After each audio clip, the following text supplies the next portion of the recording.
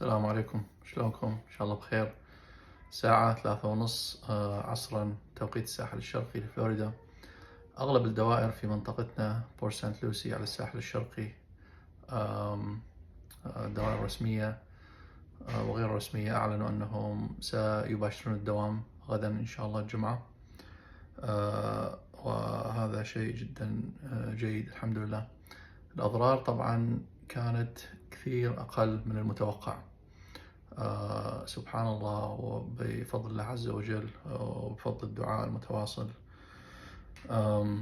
الإعصار كان مثل ما تعرفون درجة 5 في خليج المكسيك، ومن اقترب إلى الشاطئ والساحل الغربي لفلوريدا تباطأ إلى الدرجة 4، وثم توقف قبل ما يصل الشاطئ، توقف قليلا تقريبا أو تباطأ جدا، وثم انخفضت حدته إلى الدرجة 3. فالحمد لله بفضله يعني هو وصل الولاية وهو في الدرجة 3.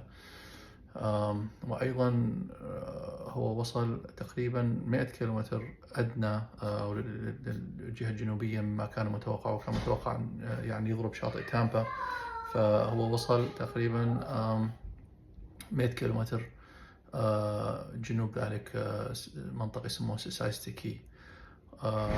وبعد ما وصل اليابسة طبعا أضرار كبيرة جدا كانت هناك.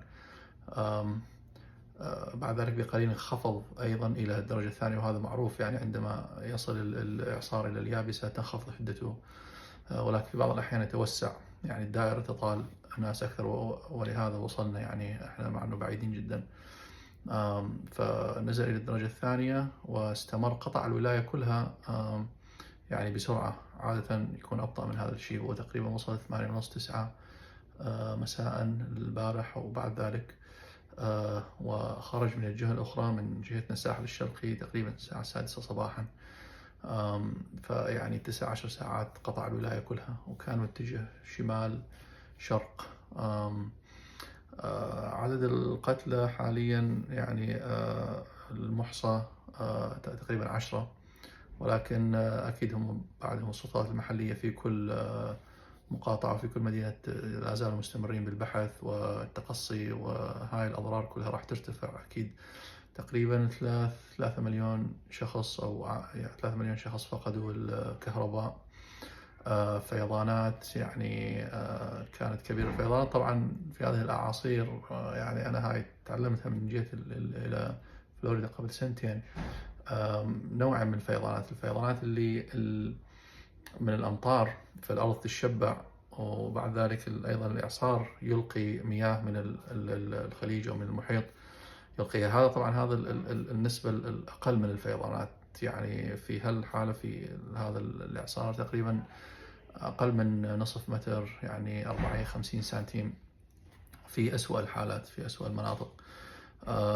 ولكن النوع الآخر من الفيضانات هو اللي يصير على الشواطئ، لأن الإعصار هو يحمل المي، ولكن أيضا هو يضغط على المحيط أو على الخليج، ويدفع المي دفعا يعني في أسفل الإعصار، بالإضافة إلى الماء الذي يحمله، هو يدفع المي باتجاه الشاطئ. فلهذا هذا يسموه ستورم سيرج.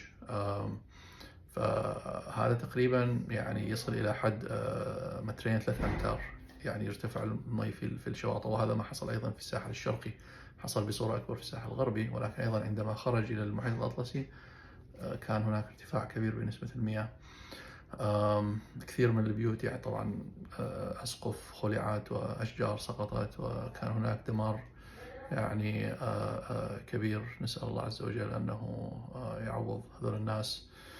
وكذلك كان هناك يعني ظاهرة ما أعرف أنا أول ما أشوفها، بس الظاهرة هي موجودة مع الأعاصير الكبيرة، وهي الزوابع على أطراف الأعصار. تتكون زوابع تورنيدوز، وهاي تظهر وتختفي بشكل سريع. فهاي ظهرت بكثرة، وكانت سبب في دمار كبير في المناطق البعيدة عن الإعصار، يعني في محيط الإعصار. الحمد لله والشكر على كل حال، ونسأل الله عز وجل أن يحفظ الجميع، و يا رب رب ييسر الأمور. تحياتي، مع السلامة.